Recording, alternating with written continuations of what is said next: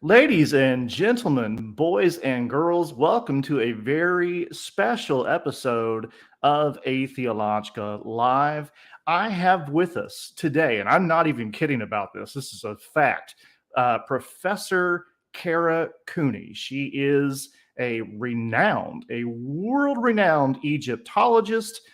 She's been on, I want to say National Geographic or Discovery, one of those big deals. She's been on the Late Show with Craig Ferguson, and now at the pinnacle of her career, she's here with me here on Atheologica. I mean, we know she's hit it big. We're going to be discussing ancient Egyptian religion, ancient Egyptian ideas of resurrection, of course, the myth and legacy of the cult of Osiris, something I've long discussed on my channel and had a lot of fun with, as you all know. So we're going to get into all of that. Without further ado, let's go ahead and bring on Professor Kara Cooney. It is the height of my career, the very height. Doesn't get any better than this. You're at the tippy top. I'm happy to be here. You raised that roof. Yeah, girl. So how are you doing? And start with that. How are you? Well, we just had a hurricane barrel through Southern California. So climate change and global warming are real. And my son was so confused. He's like, is it the same hurricane that was just in Hawaii? I don't understand. And I'm like, well, no, it's not the same hurricane, but that hurricane was all wind, no rain. And this one's all rain, no wind. And it's just, I grew up in Texas. I've been through a hurricane or two. And it's just weird to go outside and have that same kind of green sky and look here in Southern California where you shouldn't have it. But it's fine. It's fine. We can discuss the patriarchy later. It's fine. I had asked earlier, how much sinning are you guys doing out there? Like, what's going on? I mean, I think it's an equal opportunity sin basket of deplorables for all of us. But it seems to be going down all over. I mean, Canada, we think of them as so nice, and look at they're just on fire. And right, yeah. And Florida will be swallowed up by the ocean, and it's an interesting time to be a human being anywhere in the world. And I was talking to my husband who grew up in Hawaii. I was like, oh, we'll go to Hawaii. That'll be a place to be safe. And it's obviously not. And in some ways, even more unsafe because you're on an island and there's nowhere to run, literally. So it's an interesting time to be alive. And we all get to look head on in what the systems that we have created, what we have wrought. And do we want to live in them? And what does it mean? And I'm here for it because somebody's got to look at these things dead on and say, this is how they were created. This is how systems are come into being. It'll come into our discussion today. Don't you worry. Don't you worry. It's not like you to speak truth to power. This is unusual. Uncomfortable truths are my jam. What they stir up down there. My goodness, Hillary. So I want to ask you if you can just tell us about your background and how did you become interested in ancient Egypt to begin with? Like, what ignited this passion? Yeah, so I told you I grew up in Texas, in Houston, Texas. I'm the daughter of a maritime attorney and a homemaker turned social worker, one of 4 children. The last name is Cooney, so you can guess that I grew up Roman Catholic, and I did. And Irish on the one side, Italian on the other, both very church going. And we were that family that would make fun of people that it would only show up on Christmas and Easter. Yes. And now nobody goes to church anymore. It's interesting what's become of the Catholic Church. That's a discussion for another day. And I have always been a person of the book. I've always found my way in the world through reading and going into that deep imaginary space. I've always been a person who's wanted to travel far and wide. And I can't think of any other way to travel to the past than to do so by studying and by reading. And I need to go to the past. I don't know why, but I see the world, the confusing, difficult, on fire world around me better through the lens of antiquity. It helps me to clarify, simplify, to understand what we're actually going through. And then if you ask me why ancient Egypt, I will ask you why you like the weird things that you like without even knowing about it. I guess if you like D&D and you could say, oh, everyone was playing D&D or something like that, then it's not that. It's there around you in the world. But Egypt was not something that was around me in the world. You know, growing up in Houston, Texas, it was weird and bizarre. And, you know, when I was in school, and you're in PhD, you're doing your PhD for forever. When I was in school, the looks on people's faces, particularly from Houston, Texas, my family's friends and such, and family's relatives, they would go, "You're doing what? You're getting a PhD in what and why?" And it's a very strange and bizarre thing. But in the end, I will blame my mother, because we should all blame our mothers. And she says, I have broad shoulders. And I say, yes, I inherited them from you. But she went to London on a work trip with my dad when I was probably 9, 10, and brought back a whole bunch of books from the British Museum. And I have a picture of her here from the British Museum when she was in her late 30s, which is really nice. And these books she brought me back a book about the Romans, a book about the ancient Egyptians, a book about, what were the others? It doesn't matter. But, you know, the Egyptians were I needed to know more about them. And then when I got into school where I could choose, school where you have agency, it's less like that now, though, isn't it? As we move into higher education and people feel they have to do something that is safe in this late capitalist world. But when I was going to school, we could choose. And I was a woman in this world. So I could choose even more, because who the hell cared about me? Let her do the crazy, frivolous thing. And anytime there was anything ancient, I was hooked and just needed to know more. And when it came time to choose, it was obvious. It was ancient Egypt or nothing. So I don't know why. You tell me. Well, I mean, all of these ancient cultures are fascinating in their own way, but there's something about ancient Egypt. There's a mystique there that is just, for some reason, it's far and above the others.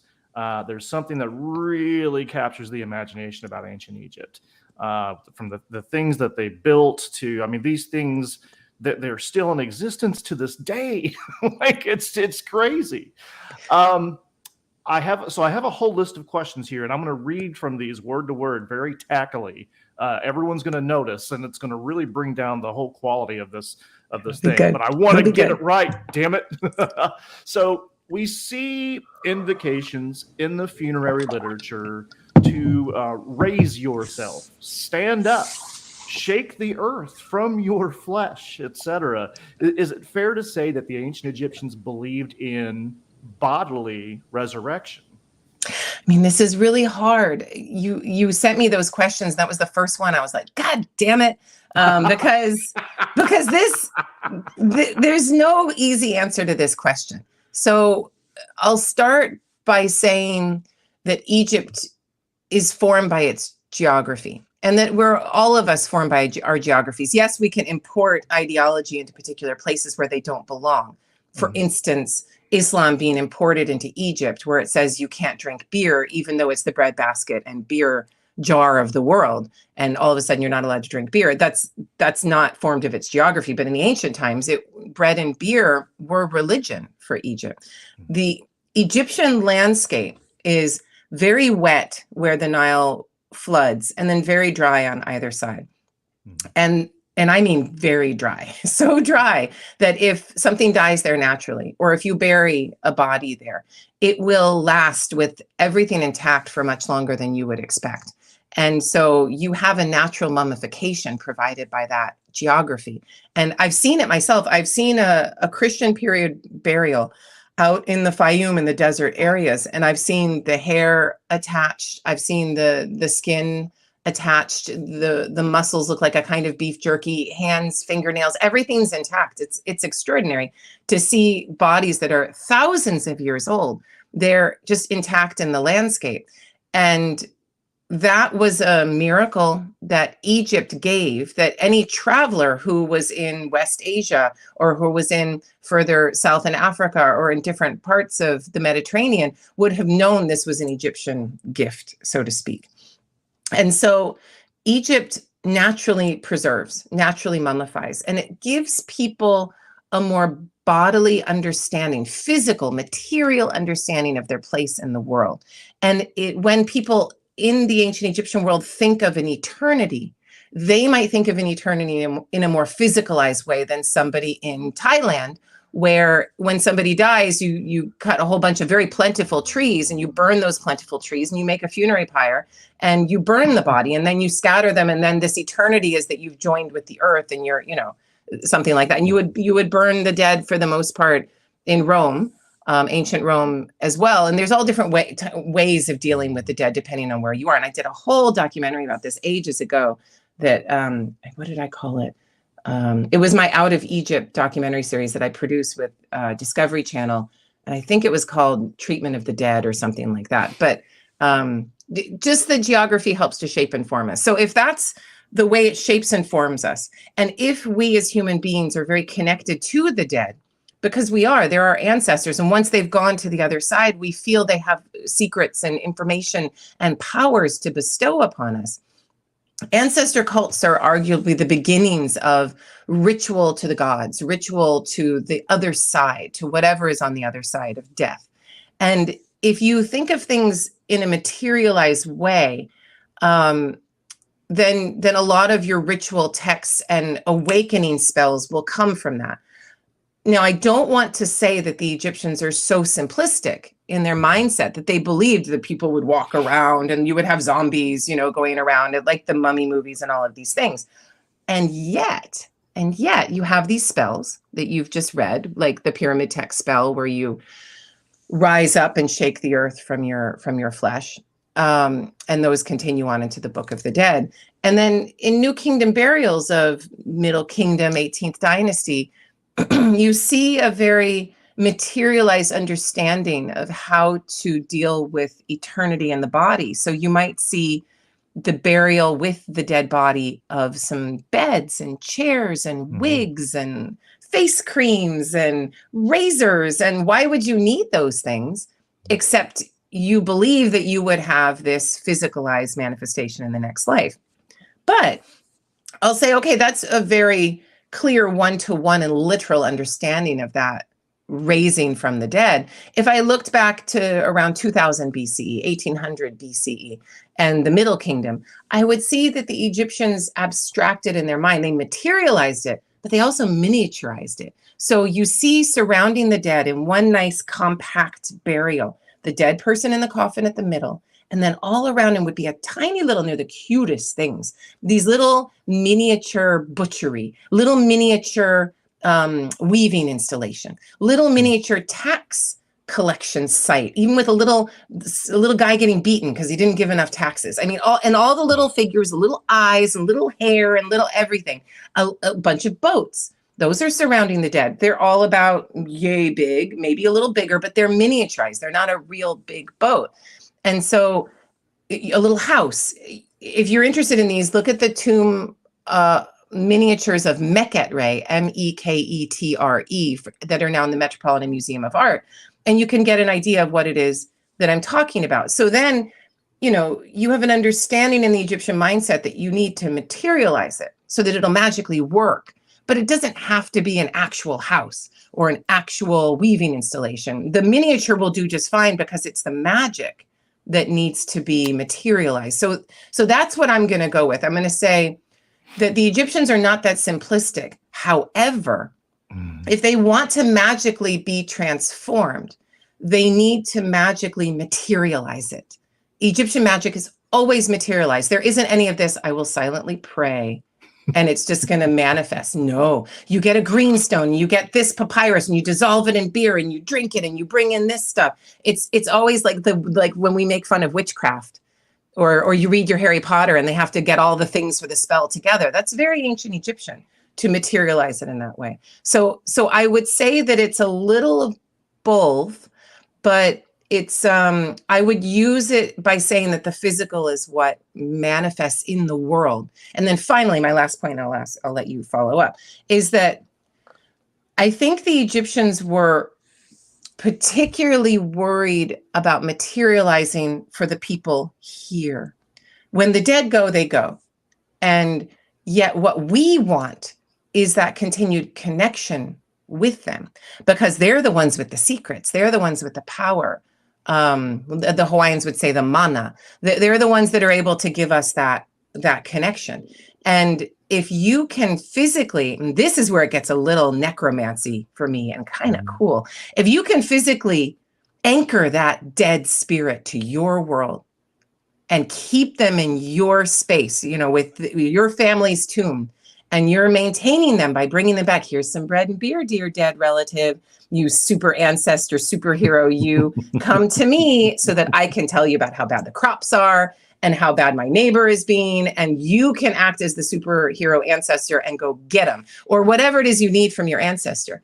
So what I would argue that the manifestation, the physicalized manifestation, is not a Christian idea of, we're all going to raise from the dead and we better have these catacombs and lay out all the bodies, or you're not going to have a dead body. It's not that. It's two different things. It's one, the people needing to maintain that physical connection with the dead here. And if they just go off, then they're going to go off to the other parts of the afterlife. You're never going to see them again. You need to want to pull them back. And then the second part, I had a second part. It's a social separator. So then you can say, anyone can be buried in the desert, rich, poor, doesn't matter, and you can all be preserved. But only the rich can figure out how to mummify and embalm without the desert sands naturally, and do so in a human-induced way rather than a nature-induced way, and put that body in a coffin, and the coffin's super fancy, and then you put it in a fancy tomb. The mummy itself, I would also argue, is a social separator, so that if you display that mummy to a whole bunch of peasants, and you're the lord of the land, and you own all the land, and they're your sharecroppers, maybe you invite some other elites, and you're burying your father, and your father is there as this mummy, and everyone knows, oh my God, he's going to last for thousands of years. He's going to last for forever. His body will be there for forever. These elites have super ancestors for forever, and their bodies live for forever. And what do we get? We get nothing. We just rot away.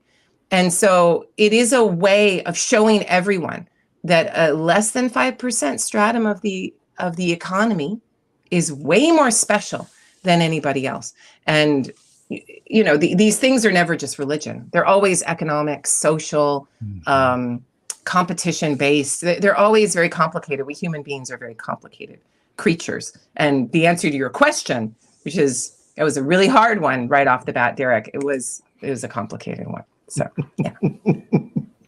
I love to be able to shake you up and irritate you. That's what I brought you on for. Damn it! No, I think that was so completely thorough and comprehensive that we can just move right along. The next question I had for you was, and this is pretty well related. There are different names for the destination of the deceased: Aru, Aminti, the Field of Reeds. What was this Egyptian afterworld like? Well, I'm not going to try to tease apart the different names. I would tell you simplistically, like if you're reading the old version of the Negative Confession, there are people that argue it has a northern origin, a Heracleopolitan origin, and Northern Nile Valley, not Southern Nile Valley. Mm-hmm. And that's an interesting thing. It means that many of the geographic terms might come from that particular place. And it would mean that many of the terms of the underworld will come from that particular place. So that means that if you have an afterlife treatise or organizational structure set up in the north, and then you set up something similar in the south, that you might have words that seem to be competing with each other, but they're very complementary. Or if you delve into something like the Amduat, the book of that which is in the underworld, and you understand that the underworld is split up into places according to time, that it's a journey, and that journey is 12 hours of night, and each of those different hours has a different place associated with it on the journey of the sun. That place is time and time is place. Then you might understand, there are different good parts of the afterlife, and it seems there were. So you could go to the Field of Reeds, you could go to another part of the afterlife, or you could visit all of them maybe in one single night, and that these two things are not mutually exclusive. So that's a quick and dirty answer to that. And trust me, articles have been written about these things and tried to link certain names to certain places, to certain origination stories, certain ritual texts that would start in this temple or that temple space, and then create these underworld books. But your larger question of what the underworld was like, well, that's a much bigger thing. And I would say that I say the underworld, we could say the afterlife. It was thought to be under the ground in some ways, but it's more the entrance to the underworld is under the ground, because the sky goddess Nut, she catapults her body either as a human or as a cow over the earth. She vaults herself, and her mouth and her vaginal area are below the horizon, and her hands and arms are also below the horizon. And that's why you see the sun fully formed when it rises, because it's already emerged from the birth canal and then rises in the east, according to the Egyptian conception. So the entrance to that which is inside of the sky, because the duat, as the Egyptians called it, is all that which is neither earth nor sky. So they define it themselves with a negative. They tell us that the underworld, the afterlife, the duat is what they call it, the place where worship happens, the place of worship, literally, duat. Dua is what the baboon does to the morning sun, putting its hands up like this to warm itself, and then it starts to chatter. And the Egyptians would do this dua to the gods, and it is to give offering, to give praise. And the duat is the place of offering, the place of praise, the place of jubilation. And it is defined as all that which is not earth nor sky. But to get into it and to be born from it, you have to go underneath. So in the West, when you set in the West, the sun sets in the West, and every human being would ostensibly go with the bark of the sun into or on this journey. They were a bad person. I don't think they would get to be on the bark of the sun, but that's not explained to us. But they would then go into the West, go underneath the earth, set behind the hills, and then they would find a way into the mouth of Nut. She would swallow you, and then you would move through her body, through the vault of heaven, in a place where you cannot be seen. And the only way out is to move through in that direction. You can't fly back out the mouth. It's not going to work. When I was giving birth, my son turned during labor. He was like, I'm not going out there. And I had a breech baby, natural breech baby, because it happened so late. And it was like, no, I'm not doing that. I am not going head first into this scary ass world. And he turned, and I had a butt first baby. But you cannot do this. You cannot do this in the Egyptian afterlife. You have to go one way. It is a one-way journey, and you have to find your way to the end. And so then when you're in this afterlife space and time are equated, and you move through the hours of the night and you move through gates for each hour, and you face different frightening beings. You see different things in each hour. Each hour is defined by certain elements. Each hour is a progression of what the sun god is going through as he is reborn, and thereby what the deceased is going through as they themselves are reborn alongside the sun. Because part of the mystery of rebirth after death for the ancient Egyptians is that everyone becomes like the sun. And so you meld with the sun, and your coffin, if you're a wealthy Egyptian, equates you with the sun. It also equates you with Osiris, but those two things are two parts of the same coin. And you move through these hours, and you can find there are beautiful places in hour 8, in hour 9, in 10, 11, and particularly 12, where you see people in their fanciest dress possible, getting and collecting all of this grain, drinking beer, having beautiful clothing, having all of the things that the Osirian rebirth provides them with, and being happy to see the light of the sun. And think of how scary it would be if we actually lived in a world with no electricity, and the sun goes away, and it's just, that's it. You have your light of the fire, and that's it. We forget what these things are like. Go camping, see what it's like. Even there, you're going to have some electric lights.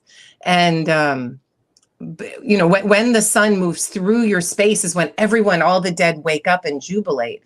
And then when the sun leaves, they go back into a sleep of death. But there is an understanding that the dead who are ahu, who are those who have been activated, who've gone through the weighing of the heart and have become active spirits of the underworld, that they can go with the sun on the whole circuit, that they can come out and go into the daylit sky, connect with the living, and then go back in. So this isn't like the Christian understanding that you go there and that's it, you're done, which is what I was super afraid of when I was like a small Catholic child going, wait, we're there for forever and ever and ever and ever. The Egyptians wouldn't do that. They made it more like a constant cycle. There's always something going on. There's always a roller coaster. There's always another beast demon asking you another question. You better answer.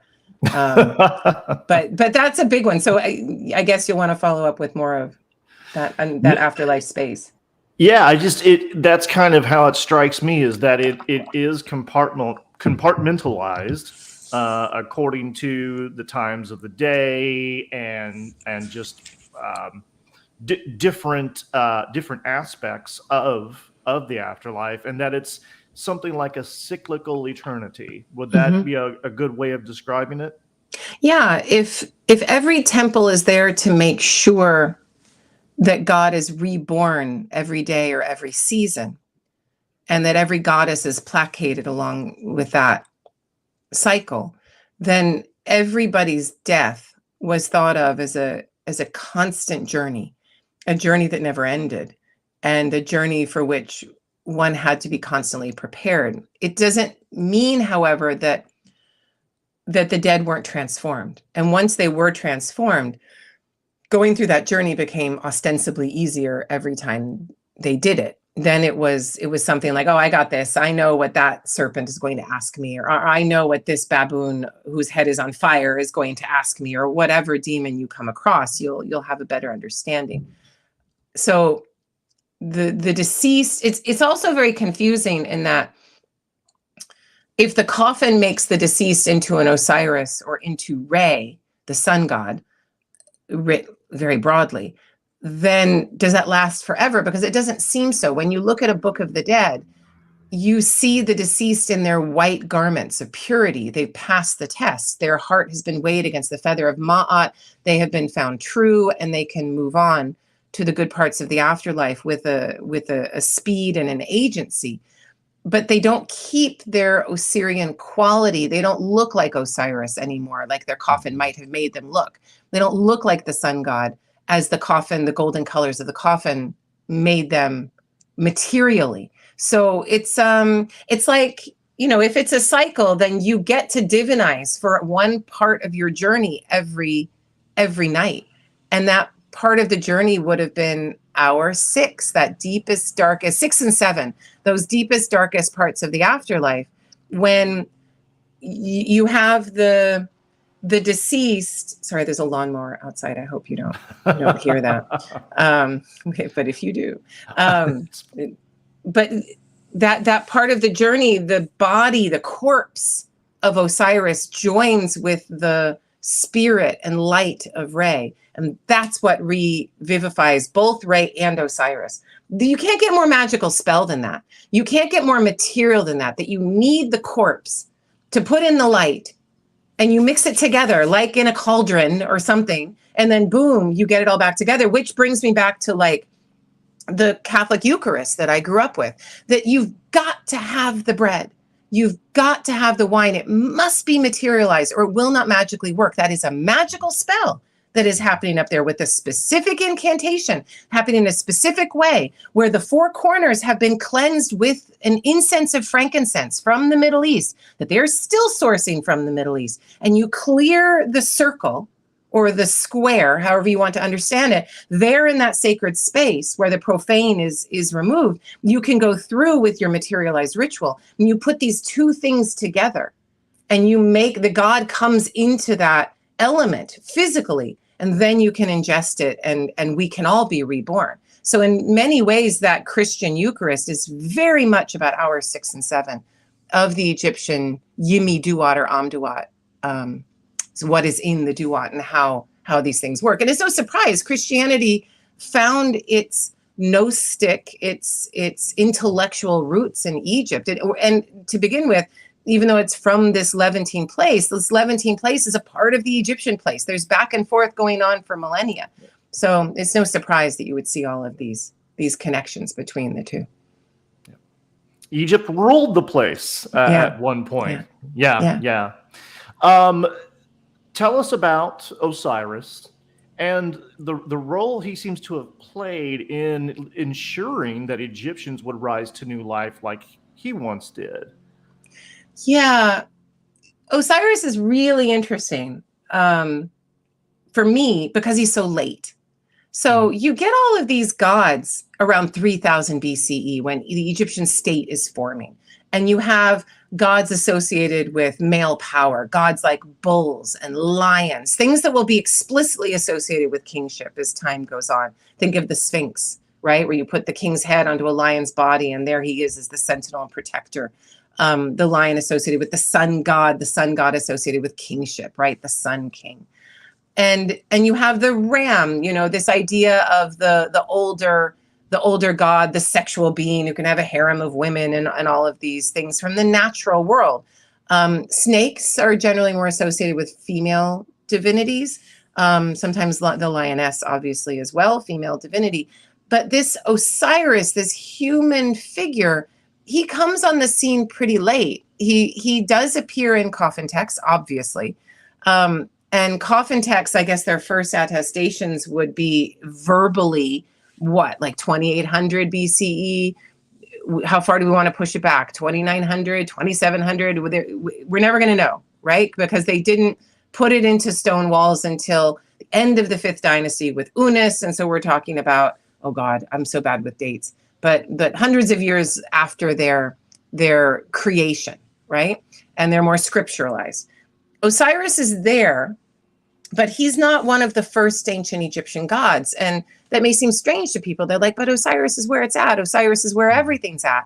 And I would say, well, not really, because Egypt also gets to agriculture very late compared to the rest of the ancient Near East. The first places to create agriculture would be in Turkey, Fertile Crescent, maybe northern areas of the Euphrates Valley. And this is beyond my area of expertise, but I'll just say that Egypt doesn't start farming, like seriously farming, until the 5th millennium, 4000s BCE. That's crazy late. And it's so late because the Nile Valley was a savanna. It wasn't so dry. It didn't have that demarcation between wet and dry that I was telling you about that preserved the bodies in the 6th millennium, in the 7th millennium. You didn't need to, in the 5th millennium, this started to dry out. And when it dried out, people were like, well, I really like it here, want to live here. This is nice, but now we have to figure out a new way of living.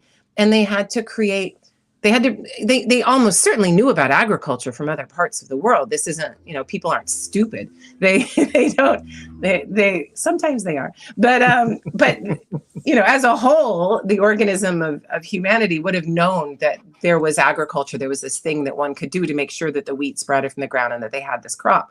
And they developed this, and alongside this crop, this mechanism of keeping a food source available, all kinds of things happened in Egypt. You get the development of warring parties of men who want to hoard and control this crop. And eventually by 3000 BCE, you will get kingship that unites. But for a couple thousand years before that, you get all of these strong men who are like, this part of the river is mine and that part of the river is mine and I will control this or that. You get hoarded grains in a way that you never had before. And you move from an Egypt that was much more equitable and shared and a different kind of life. And then you move it to this world of great social inequality and life and death, where when the grain went away, people were all like, oh my God, what are we going to do? And the river would have flooded before because you still have these natural weather patterns. But when the river flooded in the 6th millennium, people would just go away and go hunting and do other things. And then when the river receded, they would come back and find all of this vegetation and amazing stuff for them to collect. Well, by the 5th and 4th millennia, now they had to make this stuff work for them. They had to bring in the Army Corps of Engineers, so to speak, and make sure that it all functioned for them. And who's going to organize all of that but those strong men? And Osiris is there as, I would say, the god of this new patriarchy that's been brought into Egypt that didn't have this before, and that helped a people whose cultural memory was very different, whose cultural memory was about movement and freedom and not serfdom and control and taxation, but about a free love, lack of this patriarchal imposition. It's now been imposed on these people. And yes, we're talking about thousands of years different, but I think people still have a cultural memory now, today, in the year, what year is it? What did we say? 2023, of what things were like thousands and thousands of years before. And we long for it. We think about what things could have been like before this oppressive patriarchal regime came over all of us. And as I say in my book, The Good Kings, patriarchy doesn't just oppress women or people who identify something beyond the binary. It oppresses everyone but that top 2% of dudes. And we all suffer under that. And again, I grew up in that Catholic church, and I left that Catholic church because that top 2% of dudes was misbehaving in a way that I couldn't align with my own beliefs and understanding. And besides, a lot of my education also drew me out of it too, which is why education is so very frightening. But Osiris is the god.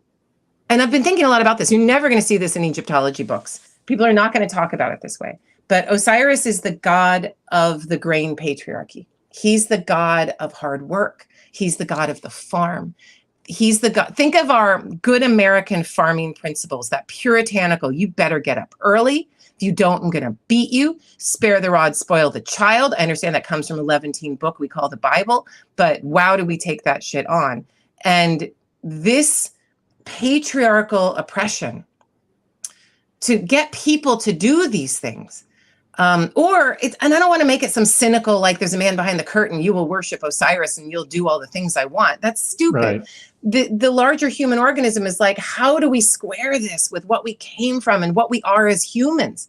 Because human beings are not monogamous. Human beings love to share. They don't like inequity. It doesn't feel right to them. It actually makes us sick, I would argue.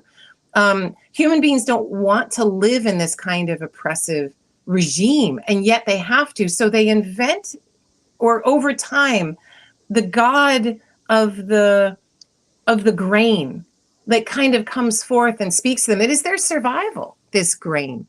And they learn new rules and rituals and ways of being through this god. They start to organize their afterlife through this divinity, because it is the organizing feature of their lives. When that grain goes away and the Nile floods, they can't go off anymore and go hunt some freaking gazelle, because that's a Bedouin's world, and you're now stuck. You're a serf. You're on the river. You better have that hoarded grain that your strongman put together, or you will starve. And so you're all waiting.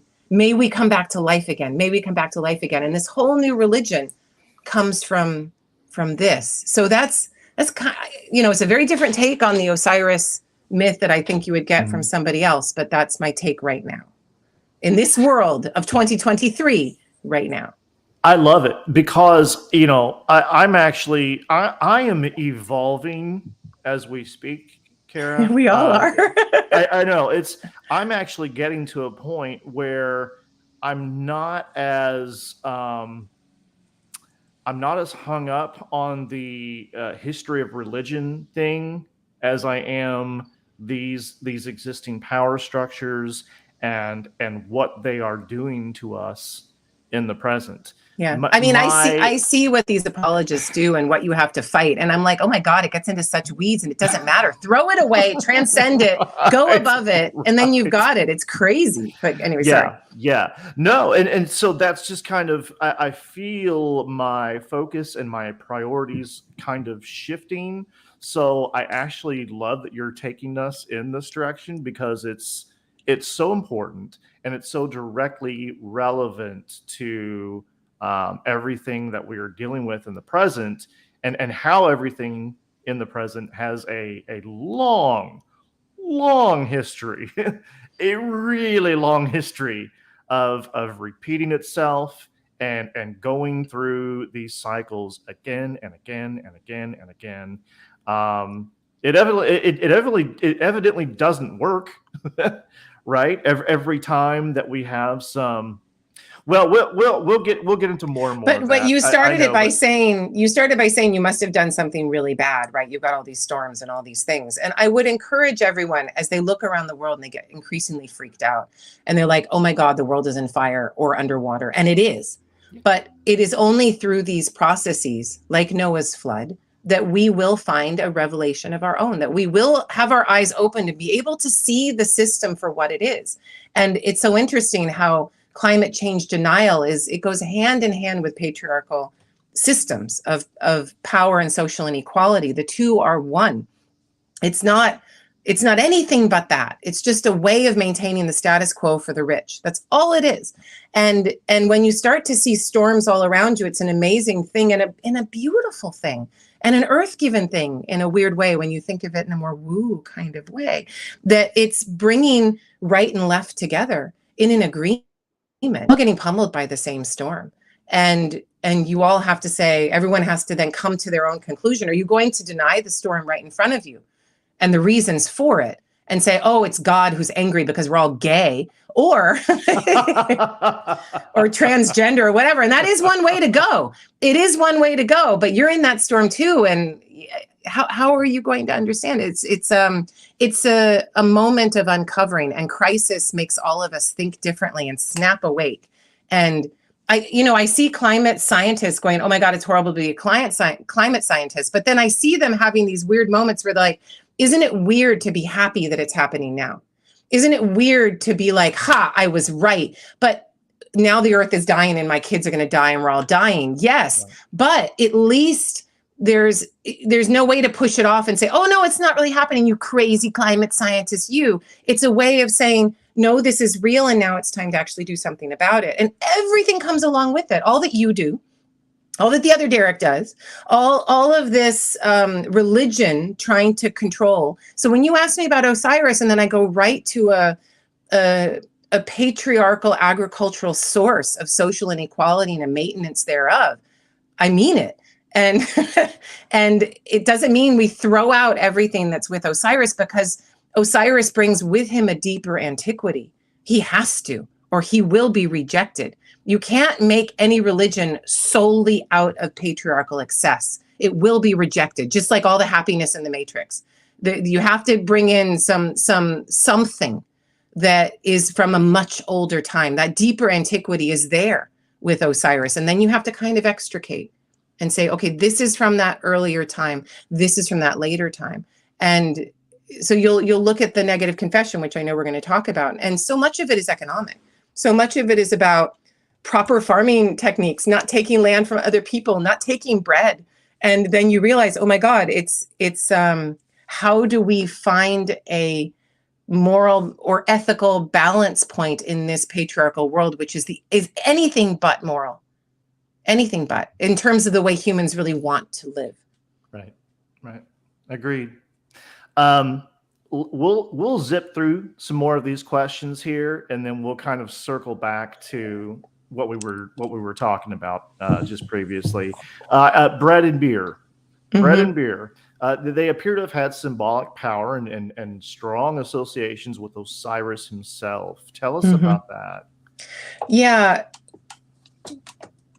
It's such an interesting thing. I mean, bread and beer, and we hear things like bread is life, but I'm not supposed to eat bread right now. And I was just in Germany with some friends, and we sit down for dinner, and they call it Abendbrot, evening bread. And what Abendbrot is in Germany is different kinds of bread that you put different kinds of things on, and that's dinner for 4 out of 7 nights or 5 out of 7 nights. That's just normal. And here in the United States, I think we have different ways of understanding that. I grew up Italian. You have pasta for dinner, right? So Italian American, obviously. And that's a different kind of bread, but it's still bread. And it's funny how in the United States, particularly with GMO bread, how the bread is actually killing us. And so many of us are like, oh no, I don't eat bread. I am gluten-free. I have celiac disease. The bread itself is destroying us at this point, which I find the height of irony. But it's perfect too. It's perfect. It's late stage capitalism. Of course, the bread would be a disease in and of itself and would be harming us. In the ancient Egyptian world, bread in many ways was the only game in town. It was all there was. And it's so often the case in an agricultural world that you move into not monocropping the way that we do now, but you have a much more simplified diet compared to what you did when you were a hunter-gatherer, the kinds of ways that we were supposed to eat as human beings when we moved around from place to place, and we would eat a little bit of that gathered thing, and then we would eat a little bit of this hunted thing and move on, and you would have this variety, constant variety. Once you move into an agricultural regime, everyone's health suffers. And this is an anthropological treatise now. You can read any book about the invention of civilization and what agriculture did to human beings, and our health and nutrition takes a nosedive. And then people figure out, oh, we need to add some onions, we need to add some wild things, we need to supplement it. But bread or gruel or whatever you get, or beer from your barley, is your means of surviving. And it's if you're a serf on an ancient Egyptian rich man's land, you're given a certain parcel of land. You know where that parcel of land is. You work and farm well because you know that you live off of that land.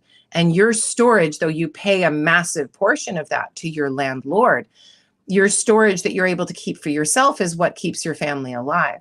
And bread is everything. Bread is payment. So if you study the ancient Egyptian economy like I do, you'll see that artisans who don't grow their own bread are paid in sacks of wheat and barley. This is what they get as their monthly payment. And with that wheat and barley, they will make various things. They'll have gardens in other places where they can grow things, but that's their main mechanism of survival. So it's money, it's payment, it's you'll notice in the negative confession, you see people saying that I haven't messed with the scales. I haven't put a heavier weight on there so that you're getting more grain than you should. And I guarantee you, archaeologists have found scales that are of the wrong weight, that show that somebody was using that scale to get a little more on their side than the other person. And it's a really nice scale and all pretty and everything. And you're like, wait, but this is not precise. Was it made imprecise on purpose? What's the deal here? But that I like this patriarchal vein that I'm going down. If Osiris is the god of bread, then he's also the god of money. He's the god of social inequality. He's the god of the prosperity gospel, that some people get a lot and some people get very little, and that you should be satisfied with what you get. And the beer, I mean, the beer is kind of the release valve, isn't it? It's that way of helping everyone to come to terms with how they're locked into a cage, how they can't escape from this. There's nowhere to really go, and the beer will be one of the first things you offer to a divinity, one of the first things you offer to the dead, because you need that. I mean, what happens? We come home from work. I'm no different. I come home from work. I pop open a bottle of my Dry Farms wine, low alcohol, no GMOs from Italy, and that I have brought over because I can't drink California wine because it gives me a headache because patriarchy, whatever. But I pop open one of those, and I'm just my first sip, and I'm like, oh, thank God, right? Like everybody else, unless you have a problem with alcohol, and I'm really sorry. And then I don't, not me. But those people who just keep drinking, no, right? I'm an alcoholic myself. Oh, okay. I'm coming up on 5 years sober at the end of this Good month. for you. So yeah.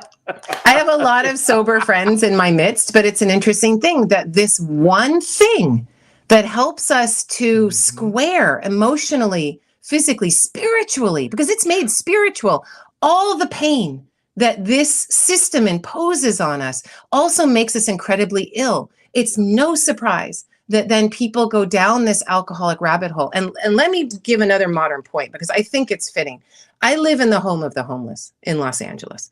And when you drive around the streets of Los Angeles, you see homeless people in the thousands, and you see people in psychotic states on the daily. My son knows when he's walking down Venice Boulevard that he's got to duck and cover and run from certain men, usually men, in some sort of psychotic distress, because the drugs that are coming in from Mexico are just they just tear holes in your brain.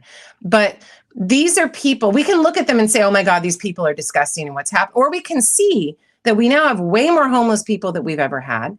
We have more homeless people in Los Angeles than we have in Detroit. It's not about poverty only, it's about lack of housing. And people can't handle that kind of life. They opt out. They're in so much pain. So what do? They try to numb out, and they numb out with whatever is available. And whatever is available right now is some really bad shit. But whatever was available in ancient Egypt was some pretty weak beer and maybe some date wine and shit like that. And people would do what they could. But the system itself demands that you numb out. That right there is, and you're an alcoholic in recovery. You know what it means to live in a body without numbing, without painkillers, where you have to sit there with your emotions and stay and go through your 12 steps and think about all that means. I mean, I think it's one of the hardest things that anybody has to do, because what do the rest of us do?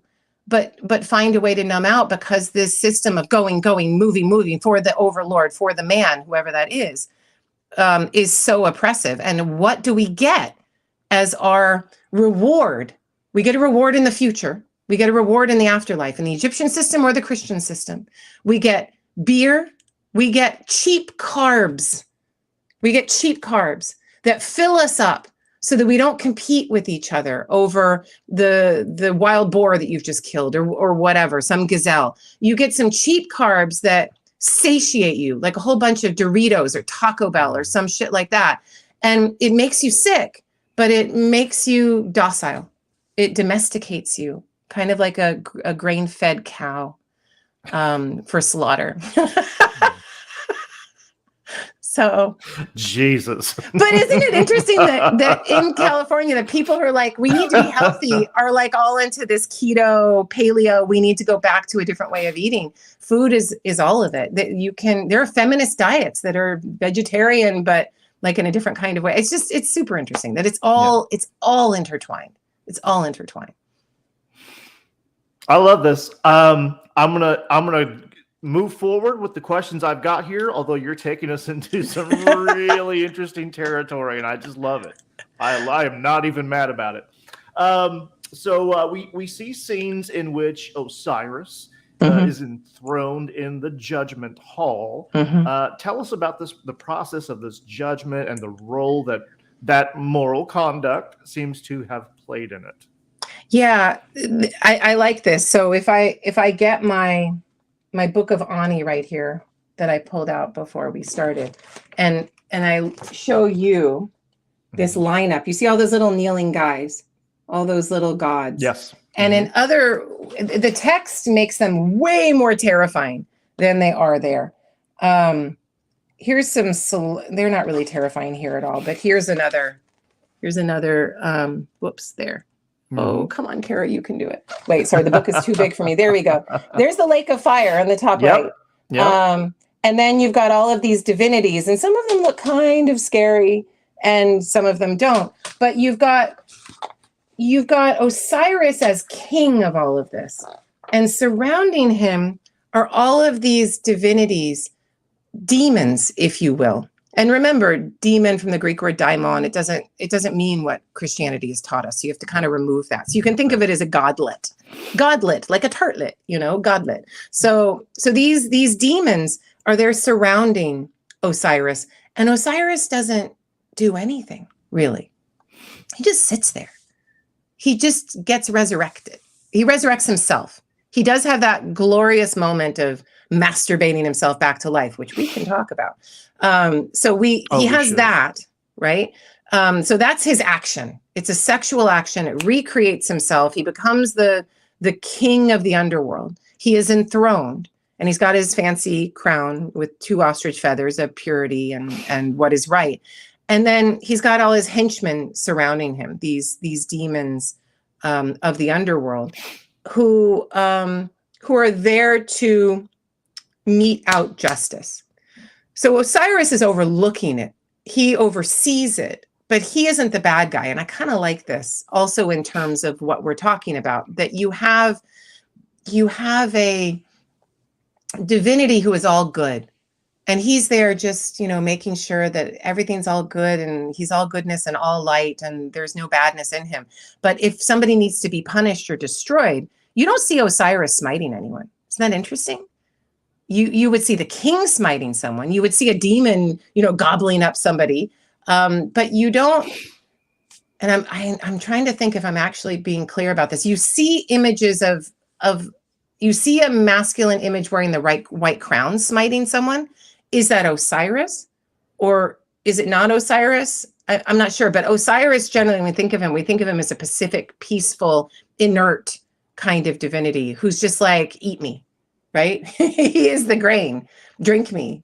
I am the beer. And so he is meant to be consumed. He's rather passive after his big sexual reawakening. And I love that the Egyptian religion even brings photosynthesis into it, right? Because you've got the sun and Osiris, and you need both of them, and you have this photosynthesis in a religious way. It's so cool. And that photosynthesis itself is divinized as the most holy moment that brings everything back together again, even before we know what photosynthesis really is, before we know that it's like this extraordinary way of creating glucose through sunlight and chemistry. The Egyptians were like, oh no, we know that it's this incredibly spiritual thing. And they put the sun together with the grain, and that's what gives off the light. But Osiris is there as, I don't know, like the big bearded guy in the sky, right? If in a Christian understanding, he's remote. He doesn't speak very often in a New Testament context. Instead, he sends out different elements of himself, different angels, his own son, the big bearded guy in the sky. And for Osiris, the different godlets all around him mete out justice, and the king, his son, is the one who metes out justice on earth.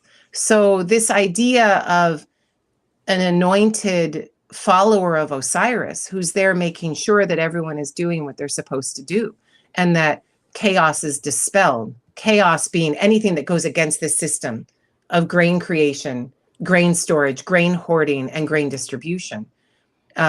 They will be expelled. You put the state together with the religion. And so Osiris is that first king to whom harm was done because Seth kills him, dismembers him, scatters his body all over the place. Isis has to collect him, put him back together. And then when he's wrapped up as the first mummy, she's able to give him a false penis because his penis is eaten by a fish. He can't come back to life without that. So he then grabs hold of the penis, and you can see all of this happening in a cartoon-like fashion at the ceiling chapel, the roof chapel at Dendera, for example. And you see him coming back to life, and he actually raises himself up, right? Like erects himself. And I do mean it in that phallic way. And like the grain, it comes, it sprouts forth, and it is meant in that seminal phallic way. So it's an interesting thing to see a God that's kind of removed, and yet, and then also offering himself up for death every year, every season. He dies and then is reborn, and offering up his body to be eaten. It's an extraordinary divinity. And one wonders if there must have been such divinities before agriculture. there must have been divinities of certain crops, divinities of certain animals. And every time a Native American hunter-gatherer kills a certain animal, you give a prayer to the god of that animal who's offered themselves up to you to be eaten for your sustenance. This isn't a new idea, but to put it into grain and to make this grain, this money god, in control of who is good and who is bad, it makes you start to wonder, what is morality? Where did it come from? Who created it? Who is it for? And so on and so forth. You talked about, aren't there actual like mummiform or Osiris-shaped bread molds where they would literally eat bread that was in the form of an Osiris figure? Is that right? It's a little more complicated than that, but I'll agree with you that it becomes that at a certain point. I was at a Coptic church not too long ago, and they give you a piece of bread to hold in your hand. It's not like in the Catholic Church where you're not supposed to touch it, or you touch it briefly, the host, and you have to eat it right away. You get to kind of hold your bread for a little bit, and it's puffy and warm, and it has a cross on it. And it's a different kind of bread from what we have in the Catholic Church. But that bread is, wait, what was your question, Derek? I did one of those because I was like, I'm going to be able to come back to this, but I lost it. So they were like the Osiris beds, I think they were. Oh, yes, that's right. Yeah, thank you. Yeah. And so you have this bread in the shape of to be molded. So the Catholic Church, they like pour the dough into these weird things, and it's just this unleavened flat sadness. But in the Coptic Church, they pour it into these little molds as well. And in ancient Egypt, they weren't necessarily putting dough in there. What these Osiris beds are is earth, it's dirt. And then you put seeds in there. So it's more of a chia pet than it is a bread mold. But it becomes, I think, in time with Christianity, it becomes more of the bread mold idea. But instead, what it is you're doing is you have a piece of earth, like you put that earth into a shape, into a frame that is in the shape of Osiris. And then you put seeds there, and you let it go out into the sun, probably in the Western desert, and you water it. And then as soon as it sprouts, you put that into the tomb. So the tomb has the new life. It is like that masturbatory moment and rising again of Osiris. I mean, I want you to think this literally, that every little sprout of grain is a little phallus, is a little penis, is a little erection coming. I mean, it seems ridiculous, but that's what the Egyptians have given us. That's how we're meant to understand it. They don't say it exactly literally, but when you're putting that into the tomb with the deceased, it's like, okay, now you can rise again as well. It really is wild. Because you can, I've done this, where you remove yourself from your modern day scientific conception of things, and you really try to see the world in the way in which they would have naturally seen it, had they not had some of these more technical understandings of things. And everything does look like a process of, everything's being analogized with natural processes of rebirth, whether through masturbation or a sprouting seed or whatever. The way that they took that imagery and allegorized it, but in a very literal way as well. Yeah. Does that make sense? Yes, it does. And the literal nature is the system. It is the system. In our system, we worship money. We really do worship money. And you have, your private jet, or not yours, not mine, but, one's private jet, or one's, incredible handbag or handmade merino sweater that costs $5,000 or whatever it is. These systems worship money, and the ancient Egyptian system is no different. And so showing an extraordinary amount of money and then veiling it with religion and saying, oh, but this is the way it is meant to be, and this is the way Osiris has said it is going to be. It is still a religion of money, which is why it is so subversive that Christianity takes Jesus and turns him into bread and wine. Or Jesus says this himself, right? That he equates himself with this old way of doing things, which I think everyone there, all of the apostles, everyone who heard this, however this is happening in reality thousands of years ago, would have understood, oh my God, he's speaking against the man. He's speaking against the man that makes me grow more grain for him, that he is now my only money. He is my only sustenance, and that I'm going to go that direction. And that's why he's like, give up all your property, give up everything and come towards me. But that's not how patriarchy works, which is why Christianity was easily subverted to be slaveholders' religion, easily subverted to create a genocide of indigenous people in the United States, and now easily subverted to keep the billionaires there in power and to bring in this prosperity gospel. But when Jesus is saying, I am the bread, I am the wine, it's like a slap in the face of the man who is your controller, who has you by the balls as a serf. He's saying, I yes. am the bread. I am the wine. Yeah. Yeah. And that you need to drop all of this and follow and live this way. And real Christians who actually do follow things and live that way, it's a very different kind of life. But in the religious format, what I grew up with, what I assume you grew up with, these are very different things. And but it goes back to the Osirian way. It goes back to being a god of money. That's what it goes back to, in my opinion. Yeah. Interesting. Very interesting. Guys, I see we've got some super chats, so we're going to get to those shortly. I'm going to ask you a few more of these questions, and then we'll kind of wrap up our discussion here. Do you think that... well, no, I wanted to ask you this first. Ancient Egypt seems to have had a powerful impact on the imagination of the Greco-Roman world. There were mysteries of Isis and Osiris in Rome. We have Greco-Roman shrouds depicting the deceased as Osiris, which is really wild. There was Antinous, the lover of Hadrian, he was deified in the image of Osiris.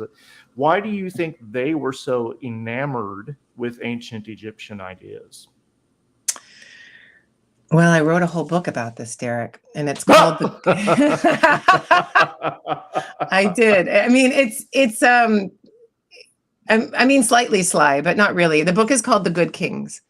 And it's why we're all so enamored of ancient Egypt, and why these people, this religion, these kings, this system, these temples just call out to us, and we're like, there is great mystery here. There are great secrets here. We need to know what is going on. And so it's no different for us as you're sitting here, asking me questions because I study ancient Egypt, and you're like, my listeners are going to love this because Egypt, I assume, always does well because everyone loves Egypt, right? It's not me, it's Egypt. And the Greeks and the Romans were no different. And they knew they were much younger than Egypt. When Herodotus went to Egypt in the 5th century BCE, he said that Egypt was the most religious of all places, as if there was a deeper profundity there than anywhere else. There she is. Or he is. However we want to refer to my book. But I think it's a girl. I think it's a chick.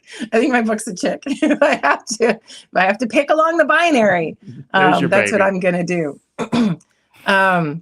But Egypt, Egypt is power, and Egypt understands how to use and manufacture power and yet veil it as religion, as goodness, as purity. And this is something that, let me tell you, Julius Caesar was very interested in when he parked his army there on Egyptian soil and ended up impregnating Cleopatra. But he's like, I want to get me some of this. And some of what? Some of the power of Egypt. What is the true power of Egypt? It's gold, it's grain, but he also wanted that je ne sais quoi, that ineffable, that power that veiled all of that materiality. And it's something that a Roman is not supposed to have, because it makes you like a king, something that the Romans greatly distrusted. So what happens to Caesar? He gets killed, right? Dead. But then Mark Antony is like, I need me some of this. What does he need? He's fighting all of these civil wars. He's in the senatorial blood arena. He needs himself some gold. He needs some grain to feed his army, to pay off his debts, all of these things. So he goes to Egypt too. Both Caesar and Antony had themselves, arguably, if you believe a Getty exhibition that was on about 5 years ago, called Beyond the Nile. They both had themselves depicted in a green stone, a gray wacky stone, typical Egyptian, from the Wadi Hammamat, that is a place where gold is mined. And they're using codes to show their power and their control over certain things. If you read The Golden Ass, Apuleius's Golden Ass, about the Isis cult, which is one of the best things you'll ever read. So if you're like, I don't want to read ancient stuff, it's boring and stupid. Well, not this book, not this book. It's one of the coolest things you'll ever read. And it's about this dude who's like, kind of a drunkard, and he's lost all purpose in life and doesn't know what to do with himself. And he finds this Isis cult, and all kinds of madness and mayhem ensues. And it's very funny, and there's donkey sex, and you should read it. But finally, at the end, when he's like, I'm initiated into this stage, into this stage, and in this stage, and I'm starting to see the truth of what the world is about. And then what's finally at the last stage behind it all but Osiris? So the Isis cult is really an Osiris cult. And Isis is there as the frankincense, creating the sacred space in which Osiris lives. And what is Osiris but a way of squaring in our patriarchal world, a morality with the system that we live in? It's a way of worshiping a money god without worshiping a money god. It's a way of connecting the older ways of what it means to be a person who shares, a person who doesn't steal, a person who is good, with a person who also lives in this system where money rules everything, where hoarded grain rules everything, where hoarded gold rules everything. And we're constantly looking for that. And I think that is part of what the Egyptians were able to master. And it's something that we're still greedy for. We're like, they must have known secrets. They knew things. And we have to figure them out. And people ask me, they're like, what about, when were the pyramids built? As if, some secret code is there and they're electricity bringers or whatever. But all of us have this understanding that the Egyptians cracked something that we also need to know. And the way they communicated that is very clever, using a hieroglyphic system that we can identify parts of. You're like, oh, there's a bunny rabbit, and oh, there's a sunrise, and oh, there's some sheaves of grain, but you have no idea what it says. So it's drawing you in and then keeping you away, all at the same time. And there is nothing more patriarchal, agricultural, regime-ish, strong-manish than that. I'm not trying to denigrate the ancient Egyptian religion. There are beautiful elements of it, as there are in any religion. But religions, institutionalized religions, are always about power. And don't try to tell me they're not. And when people are drawn to a Mithras cult or an Isis cult or a Jesus cult, they are there to find power, some sort of agency in their small worlds in whatever way they can find it. And so it's no surprise that the Jesus cult, as we know it now, has been subverted back into a strongman's Osiris money cult. Yeah. It's this may seem strange and off topic, but it's really not. I've been just recently on Amazon Prime. I've started watching this show called The Boys, and it's about these superheroes, but it's exploring the question: what if superheroes were actually just narcissistic assholes underneath it all, right? And it actually delves into the politics. It's got great political and social commentary, and it's exploring the use of religion as the face of, as the facade for what was really seeking money and power. Yeah. So this is a fantastic show. We're here to talk about Kara Cooney, ladies and gentlemen. But do check out The Boys on Amazon Prime, because it goes right into that vein of what we're talking about here. I find it interesting too that these codes of conduct Mm-hmm. that they had established, like with the negative confessions of Ani. I have not stolen, I have not lied, I have not killed, or murdered. These things, these moral systems, I mean, they do benefit us as a society. They do pave the way for a more harmonious, less chaotic way of living. But at the same time, they also serve the status quo. And I find that so interesting that they are beneficial to us, but they are also what kind of keeps us on lockdown so that the status quo can remain. Yeah. That's such an interesting sort of juxtaposition, I if mean, that is makes any it? sense. But I love this point. So if we went back in time, or we hung out with a bunch of hunter gatherers, as if you can do that anymore. And I just read the headline. I didn't want to read the article. This really depressing story about the last member of an Amazon tribe was found by Brazilian authorities. Where these people are dying out faster than anybody else. They can't be sustained in this patriarchal system. But if we went back to such a world and we saw what happened when, say, you bring in the wild boar that you've killed, and you have a whole series of gift debts, and maybe somebody brought in the wild boar. Sorry about the noise. Maybe somebody else brought in the wild boar last time and they gave you some of it. And what if you had killed the wild boar this time and we're like, I'm not giving you any this time? There would be a big physical fight.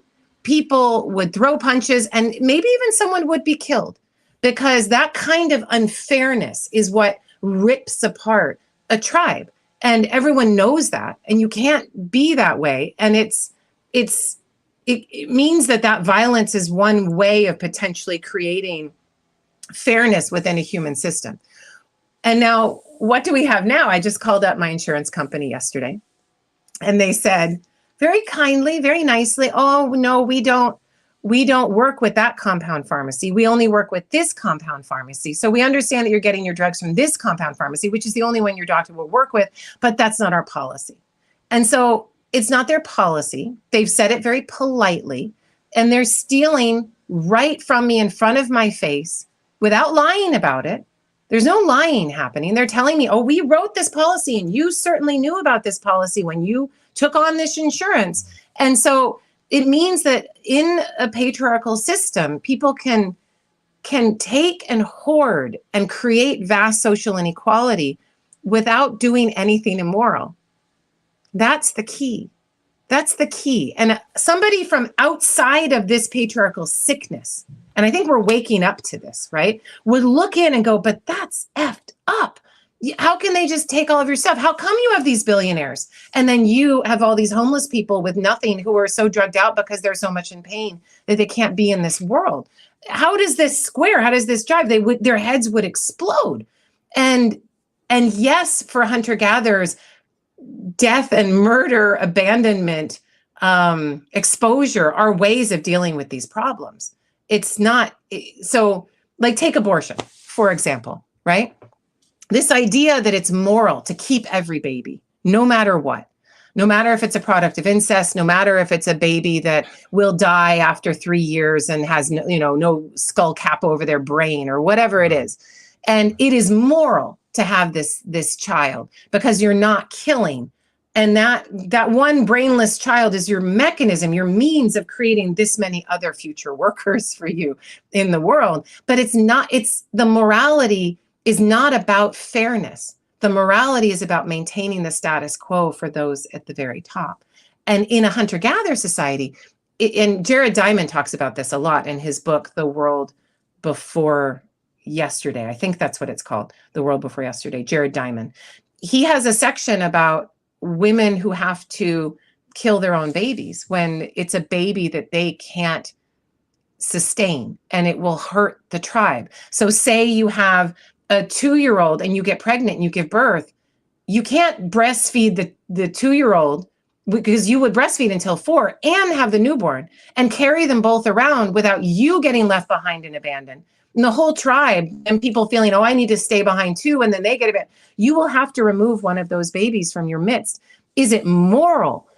I mean, no, but it's survival. It's the only way to live. But then what is morality? So what are these rules, these ideas of what it means to be a good person?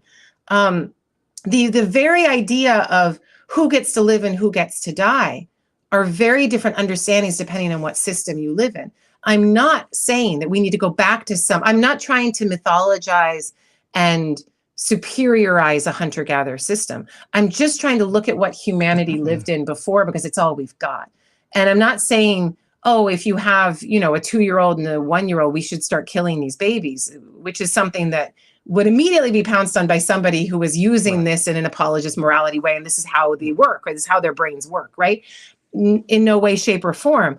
But I'm saying that keeping every baby alive at all costs is moral. But is it what works for everyone to keep everyone with a modicum of equal resources? By no means. It's the opposite. It's the opposite.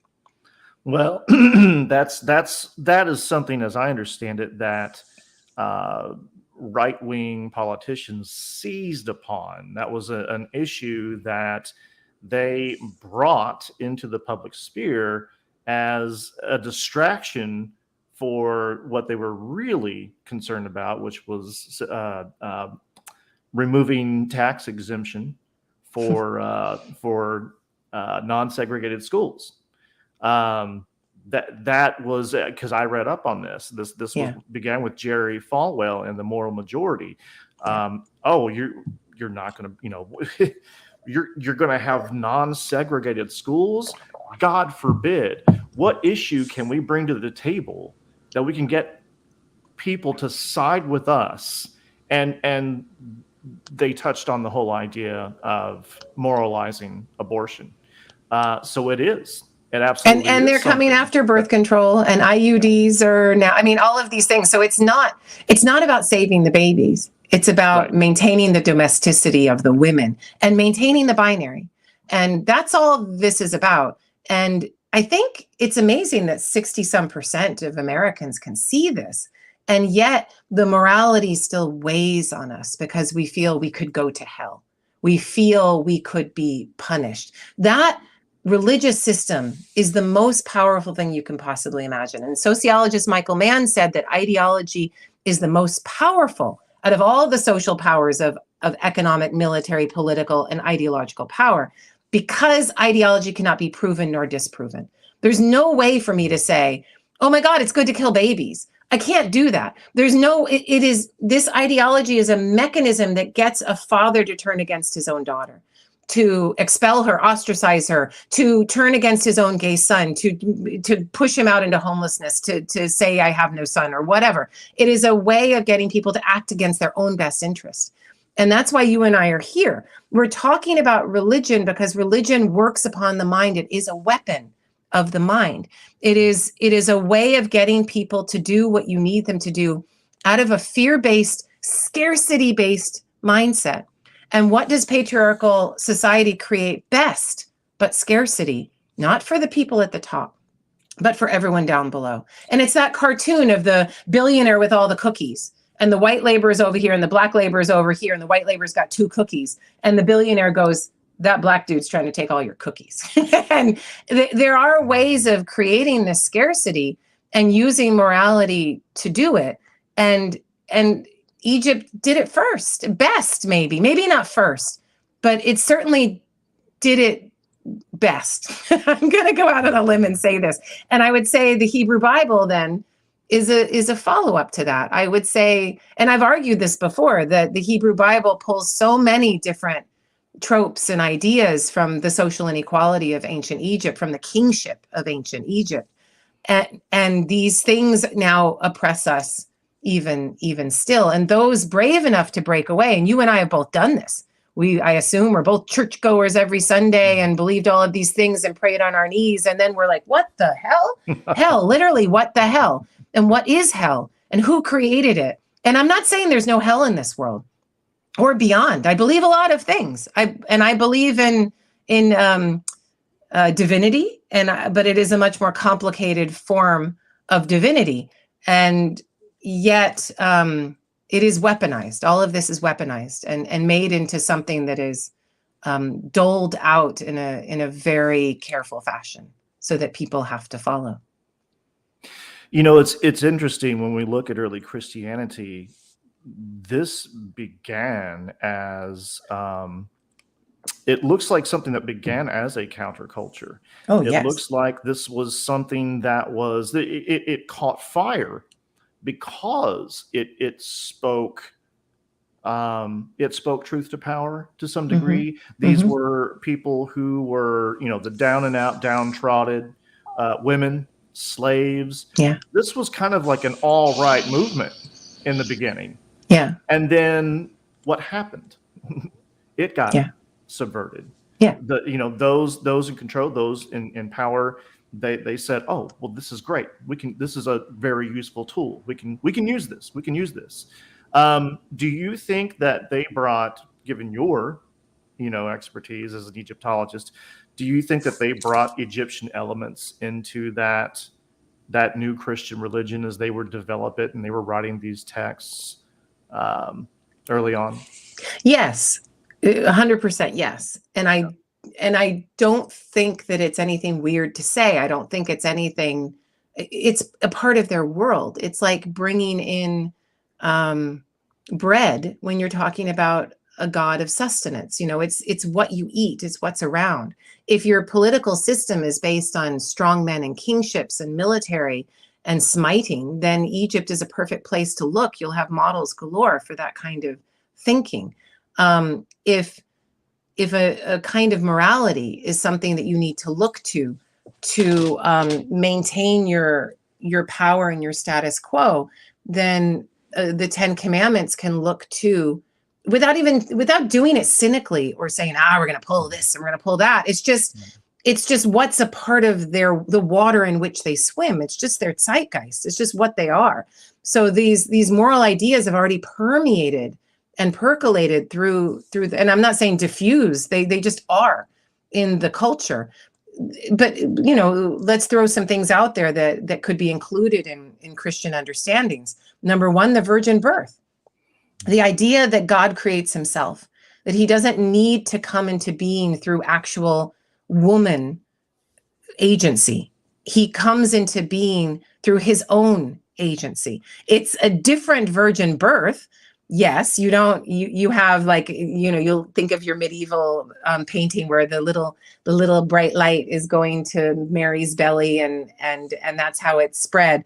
It is seminal, right? It is phallic in its way, but it's not as earthy as the ancient Egyptians understood it. This masturbatory moment where that ejaculation created himself, right? But it's the same thing. You don't need the woman, you only need the masculine element. So that virgin birth, I think, is ancient Egyptian. Is it a transfer from one to one? No, it's just, how does God make himself? And how did this God make himself? Another thing would be maintenance of the divine feminine in a corralled and domesticated way. So the divine feminine is there as the seat, as the throne. Iset, her name is the seat, and there the king sits on her lap. She is the mother of the god Horus. She caretakes that young king into his maturity. And you get the Virgin Mary holding Jesus in the very same way. And those two things are, they are very connected. And then this idea of a young divinity who's born as such, either a Horus or a Jesus, and that he doesn't understand his power completely yet, and he has to mature into it, but he has the caretaker of the goddess or the divine feminine around him. And yet people come and are connected to that power right off from the very beginning. They understand that he has this power. There are images of the young Horus standing on crocodiles, holding scorpions and snakes like the superheroes we see today, right? And he is untouched, he is unpoisoned, unbitten, or if he is bitten, it's like, whatever, I am impervious, like in the Matrix when he's moving past the bullets, right? Nothing can get him.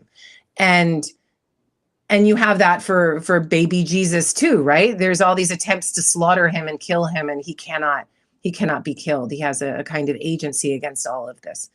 And the death and rebirth, you have this trope that is part of any tropical world that has a spring equinox and an autumnal equinox, and how the seasons work either in the northern hemisphere or the southern hemisphere. But any indigenous people have these kinds of cycles and understand that there is a death and rebirth of the landscape and a winter that you have to go through. Even in Egypt, there is a kind of winter that you have to go through. And so this cycle is a part of the whole thing. The bread and the fermented whatever, whether it's wine or beer, it's a part of this story.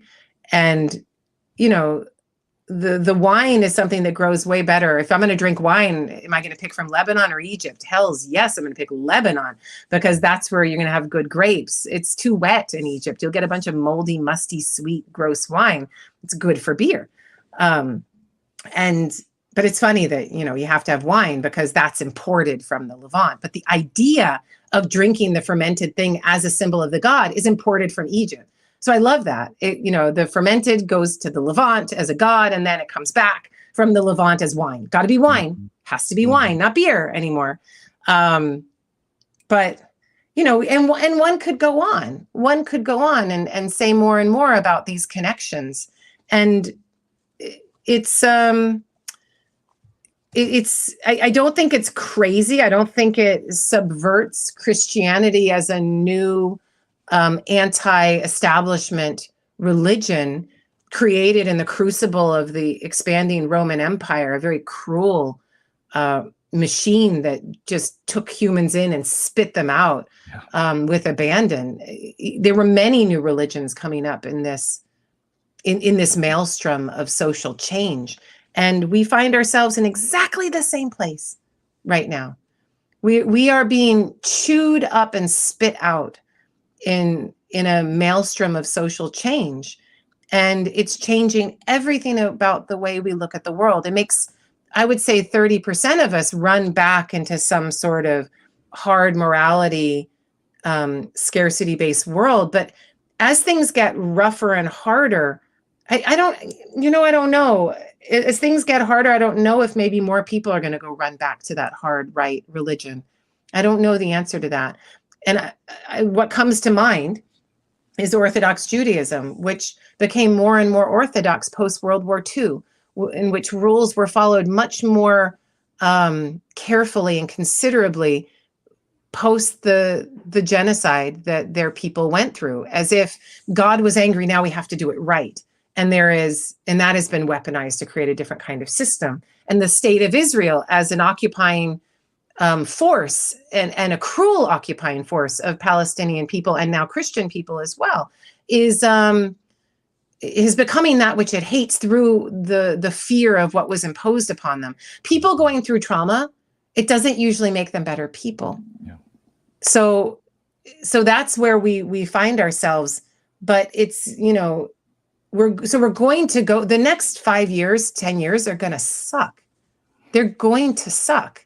We're going to go through, what does Gandalf say? None of us want to live through such times, but it's up to us to use the time that we're given. Rough quote.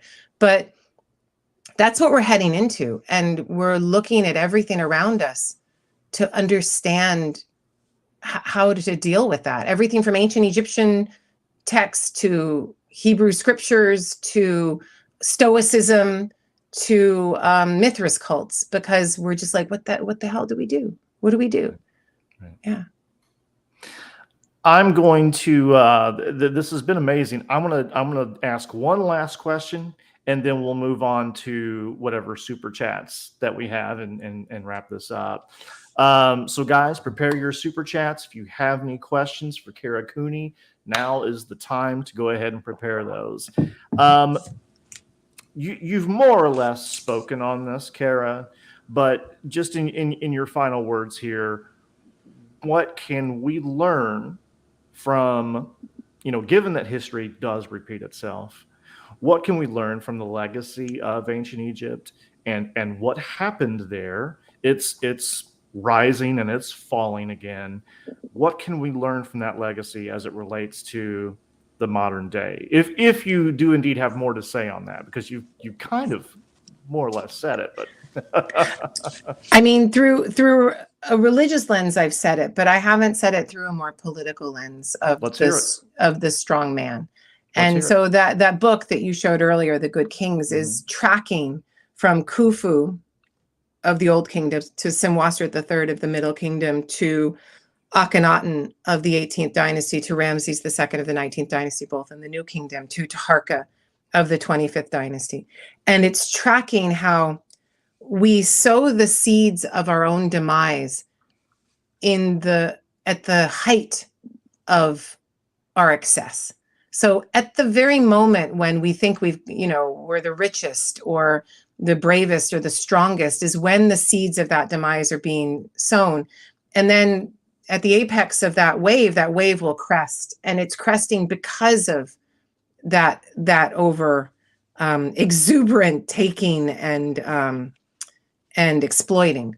And so somebody like Ramses II, for example, is there building more than has ever been built, reusing statues with abandon, putting up his image everywhere, telling everyone how he won the Battle of Kadesh against the Hittites, sending out military expeditions to pull in more wealth and power as much as he possibly could, creating a populist wedge by placing new men in positions of power instead of elites who had occupied those positions before, and moving those elites to the side, putting his children in a nepotistic way into those positions of power, his sons, and marrying his daughters to other sons to keep everything within the family in a way that he hadn't before.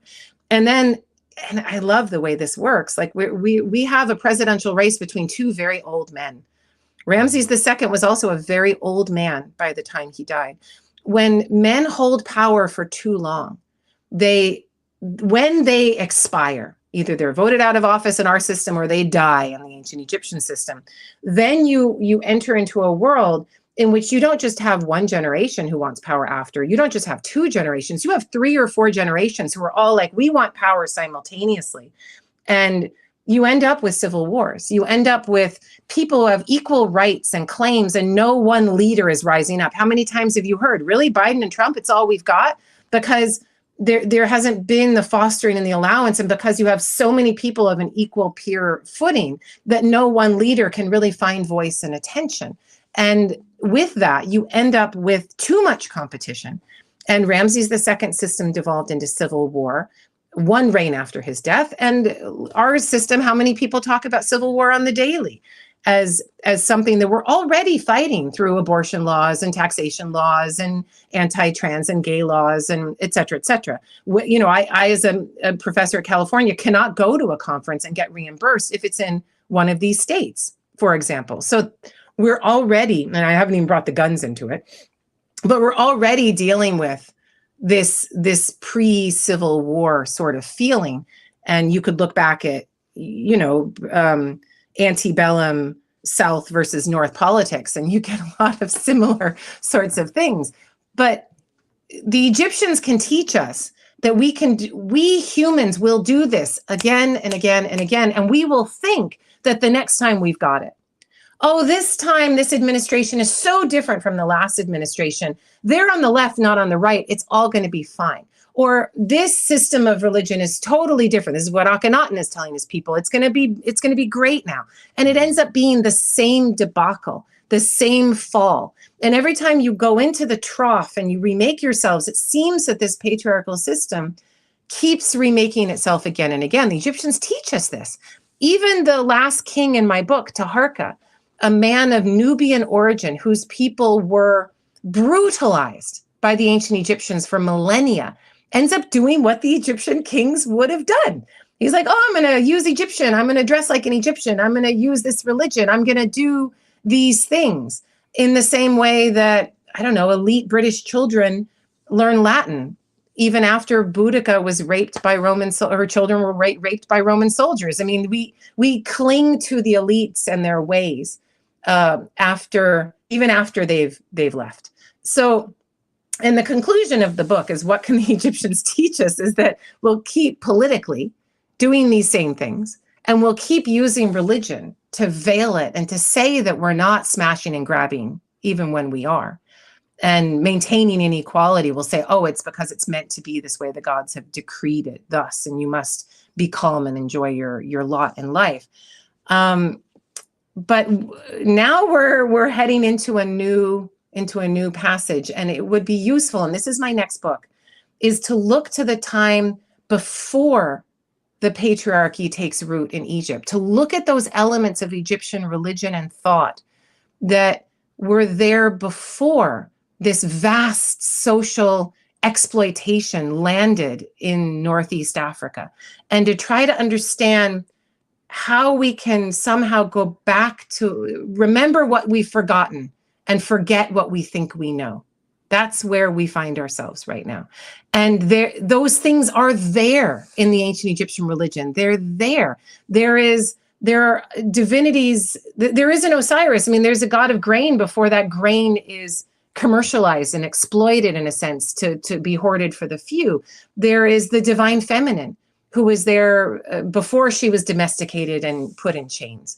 There's all of these things that one can see and find that the Egyptians kept, because they knew that that was the secret, that was the key, that all of this money worship and grain worship was bullshit, that you needed to keep it to have the system work. But the true nuggets of spirituality are there throughout. The true magic is there throughout. And that's what I want to try to find and speak to. And it's what all of these storms and fires are demanding that we do, that we somehow, some way say, enough. We're not going to do this anymore. We're done with the Jeff Bezoses of the world. We're done with the Saudi royal family. We're done with the communist China imposition. There's got to be something else that we can do, and that if we decide not to do it, it doesn't matter. The earth is deciding for us this time. And we have a hard out that we cannot wriggle out of. So that's my answer to that question. Very well said. Very well said. So this interview went in a very different direction than what I had expected. But like I said, I am nothing but grateful for it. During times like these, this is what we needed to hear, because there's no way this stuff is not weighing on everyone's mind. Everyone. There's just no way. There's no way. The world is burning. Yeah. Literally. Yeah. Literally. So thank you so much for bringing this. I think just scrolling through here, Kara, I think I have one super chat. I'm going to read that off here. And if you have any more, it's now or never. So get them in. From David 777 for, I think, is that 6 Canadian? I think, I'm not certain, but thank you so much, David. Christian here, but still love to learn. And your content, the editing and humor is also fantastic. You should do stand-up for real. Well, thank you. Directed at me. I stole your sunshine there, Kara. Don't even worry. Not even a little bit. Take that. I don't see any more here, so we'll go ahead and wrap it up here. But that was a pretty good place to pretty good note to end on. Do you have any final words before we go, Kara? I don't, except to see divinity in every wildfire. And that's a crazy thing. Like, it doesn't seem like something that an intellectual on the left, if I'm going to put myself in a box, would say. Right? Because we're the ones that are, I'm not saying that this is a scourge brought to you because of an angry, vengeful God, but I am saying that this is anybody in AA would know this. It's your moment on the bathroom floor of the Exxon with the needle in your arm where you're like, I think I have to make some changes. I think it's that moment. And whatever it is that you believe in, this is the moment to decide that we can try to live in a different way. And so that's what I would say. I love that analogy. It's our society hitting bottom, Yeah. as those of us alcoholics and addicts so often do. And I love the way you express that, as though this is divinity speaking.